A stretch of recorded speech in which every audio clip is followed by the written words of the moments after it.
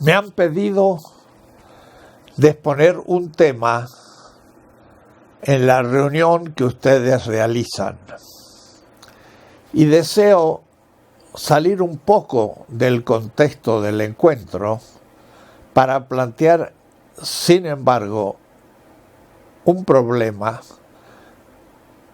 hoy importante, porque estamos en el 2018, a 50 años del Mayo de París, pero yo querría hablar del octubre de 1968 y su significación actual, hace 50 años. Yo digo octubre y no mayo, porque en mayo fue el gran movimiento de París y de Berkeley, donde los estudiantes se levantaron contra un mundo en crisis después de la Segunda Guerra Mundial. Pero octubre es, en cambio, el movimiento de los estudiantes y obreros en Tlatelolco, en México, que después, el año siguiente, en el 69, será el Cordobazo en Argentina, pero antes fue el Bogotazo en Colombia. Distintos movimientos estudiantiles y políticos que tienen otra significación que mayo del 68. En Tlatelolco fueron asesinados más de 450 estudiantes por el gobierno mexicano.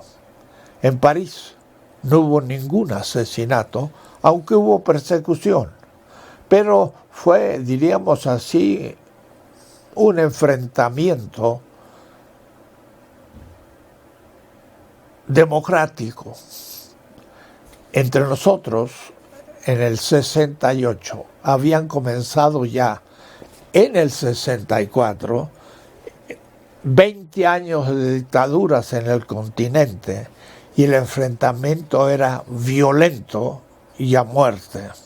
Hay entonces diferencia entre el mayo del 68 en París y en Berkeley del octubre del 68 en plenas dictaduras militares de toda América Latina. Esto nos hace pensar que una cosa es el mayo del 68 en el centro y otro el octubre de 1968 en la periferia, en el mundo postcolonial, en el sur, donde me quiero hoy situar para pensar en el acontecimiento del 68 de otra manera que los europeos. En efecto, en esos años, 1968, se va a producir la primer crisis económica de posguerra, y lo cual significa que los hijos de la pequeña burguesía fueron permitidos por sus padres y familias de salir a la calle porque la crisis había llegado al hogar. Y así entonces fue un gran movimiento de esperanza y de utopismo, como decía uno de los eslogans: ser realista, sueña lo imposible. Esto era un movimiento crítico en el centro de los lectores de Jean-Paul Sartre, de Herbert Marcuse y de otros autores que alentaron a la juventud a realizar una revolución simbólica. En Tlatelolco o en el Cordobazo de Argentina, en los movimientos del sur y la periferia, la cuestión era mucho más grave, era más violenta, y se leyeron esos autores, Sartre y Marcuse, pero además Fanon, que era un latinoamericano, martiniqués, pero también se leyó a Paulo Freire en su Pedagogía de la Dominación, al colombiano Falsborda en la sociología de la liberación. Se leyó el boom literario desde Alejo Carpentier.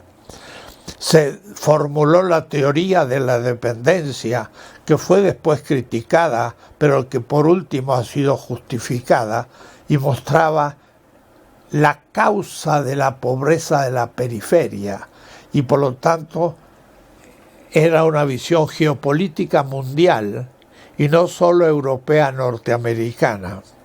En esa época también surge el pensamiento de la teología de la liberación, con Gustavo Gutiérrez y muchos otros, que también es una como inversión del cristianismo puesta a disposición de las víctimas. En esa época, en América Latina, había surgido la Revolución Cubana del 59 con Fidel Castro, y también con las obras de Ernesto Che Guevara, que leímos con pasión y aprendimos cosas nuevas que los europeos no habían visto. También leímos a Memmi en el visaje, en el rostro del colonizado, y muchos autores que nos permitieron comenzar una nueva ruta.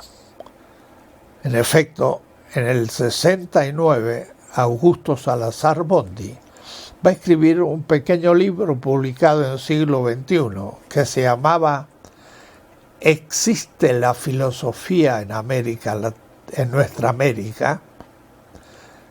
Y la respuesta era no, porque para tener una filosofía auténtica, decía Salazar Bondy, debíamos ser una cultura liberada, y no éramos, sino una cultura dominada.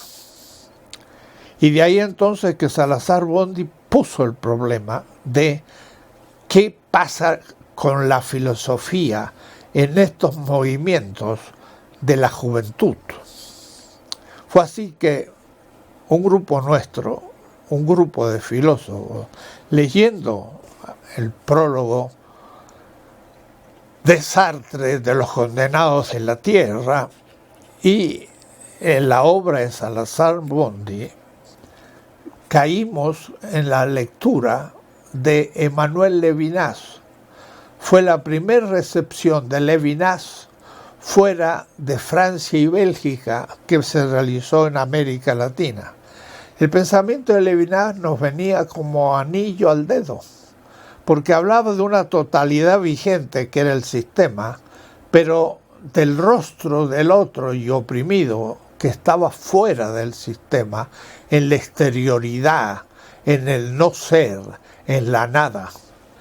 Esa nada, ese no ser, era el pobre con respecto al capitalismo, era el obrero con respecto a sus patrones, era la mujer dominada desde el patriarcalismo, era las razas no blancas con respecto a la blanquitud, y eran también otros tipos de dominados, y América Latina como totalidad, o es decir, nos descubrimos como latinoamericanos dominados, y aunque en nuestros procesos de independencia se dice que se realizaron al comienzo del siglo XIX, seguíamos siendo colonia en muchos aspectos, y principalmente en el nivel intelectual.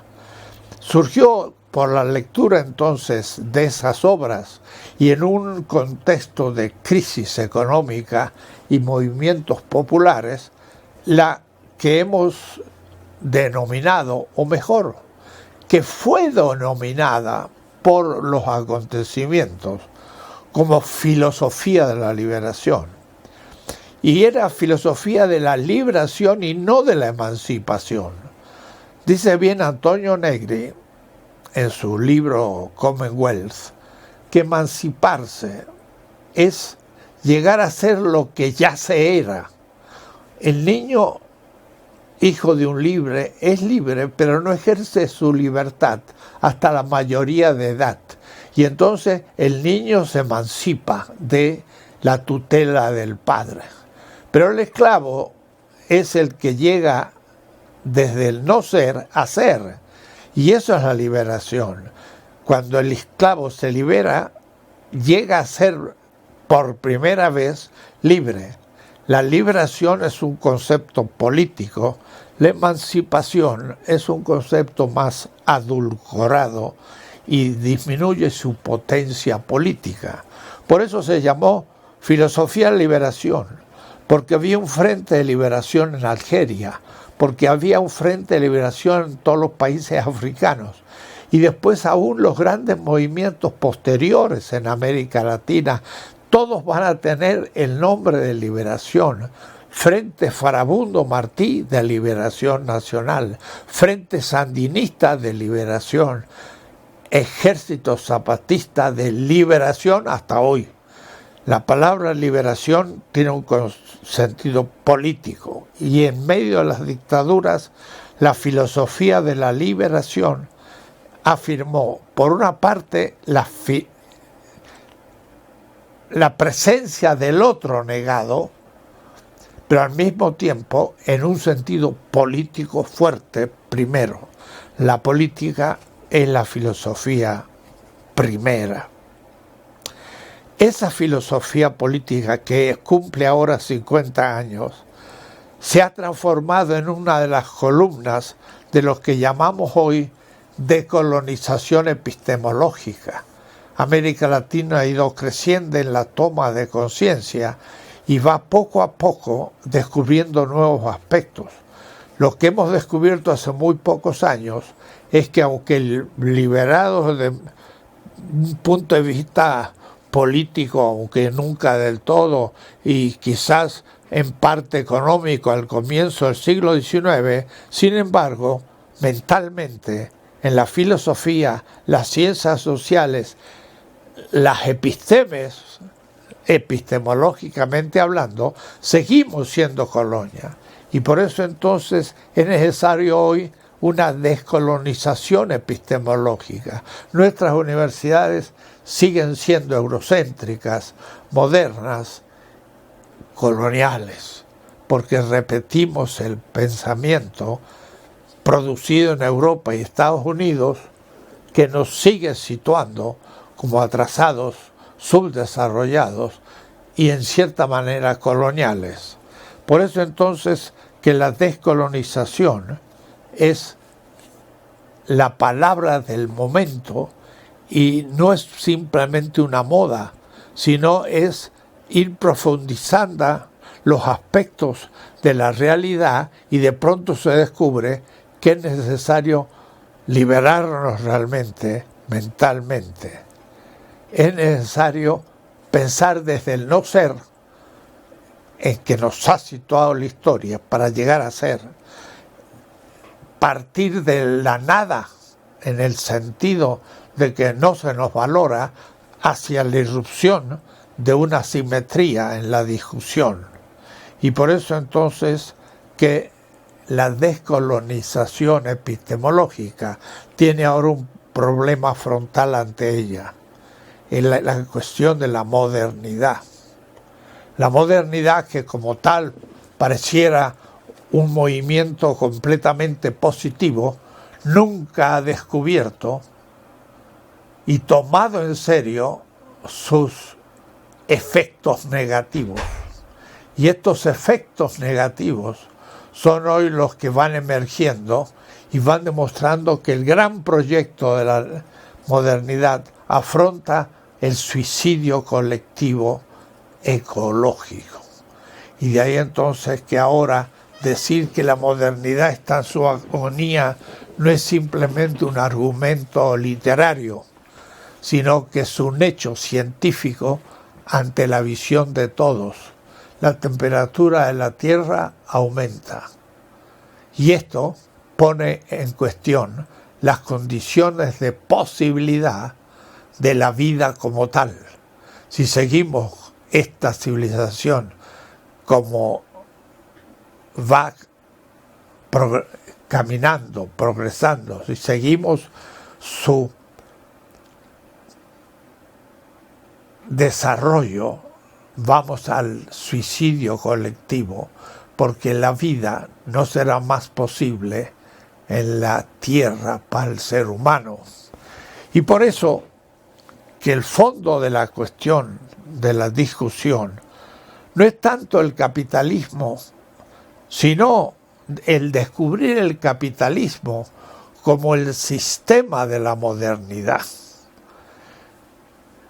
No es cuestión de decir una cosa es la modernidad y puede sobrevivir y el capitalismo es el problema y puede morir, y así entonces existirá una modernidad no capitalista.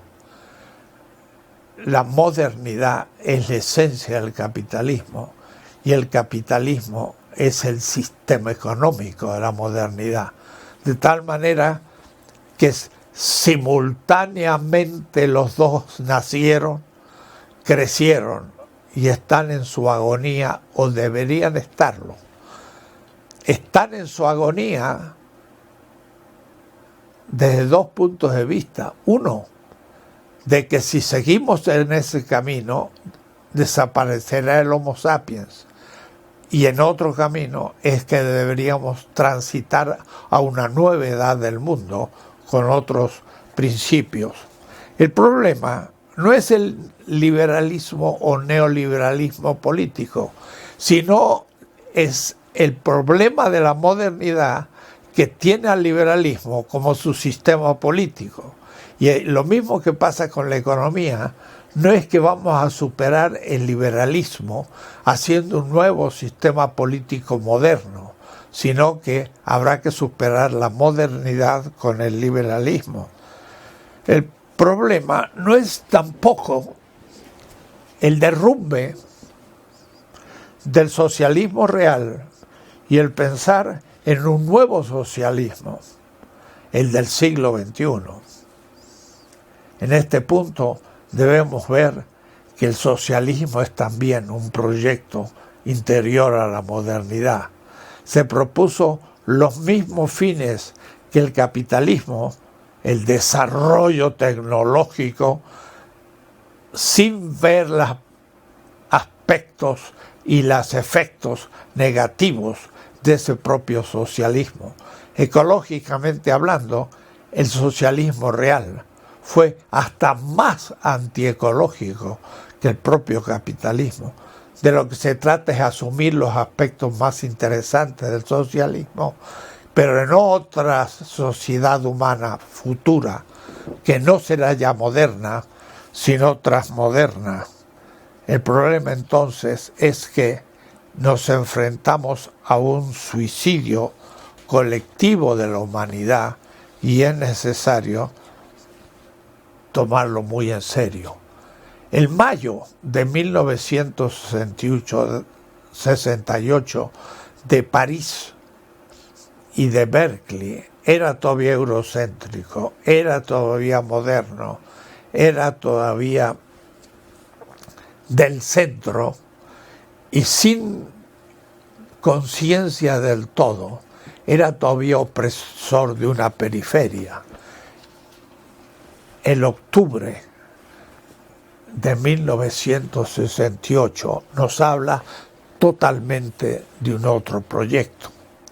Hay un libro de una pensadora y militante francesa de origen, musulmana de cultura, nacida en Francia, cuyo nombre es Julia Boutelleya y se llama su obra Los blancos, los judíos y nosotros. Y el primer capítulo es justamente una extraña formulación: fusilemos a Sartre. Uno lee y dice, Sartre fue uno de los grandes pensadores. Yo mismo lo leí con entusiasmo en el 68 y él me movió a comenzar la filosofía de la liberación.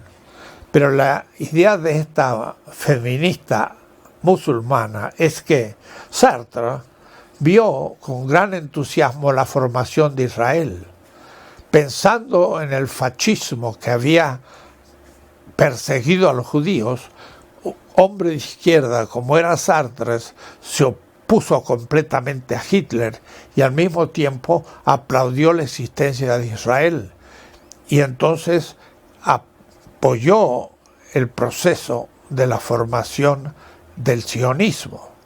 Pero Sartre no había descubierto a los palestinos y no se daba cuenta todos los efectos negativos que iba a producir la existencia de Israel con respecto a los palestinos. Al menos podría haber dicho alguna palabra, pero así como también Levinas, no vieron a los palestinos como oprimidos o como los otros.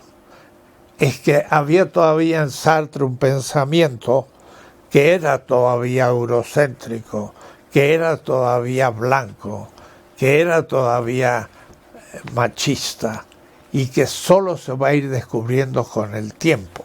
Esa es la diferencia, diría yo, entre Sartre y mayo del 68 y el pensamiento de un Ernesto Che Guevara y el octubre de 1968. Son dos 68 con distinto significado.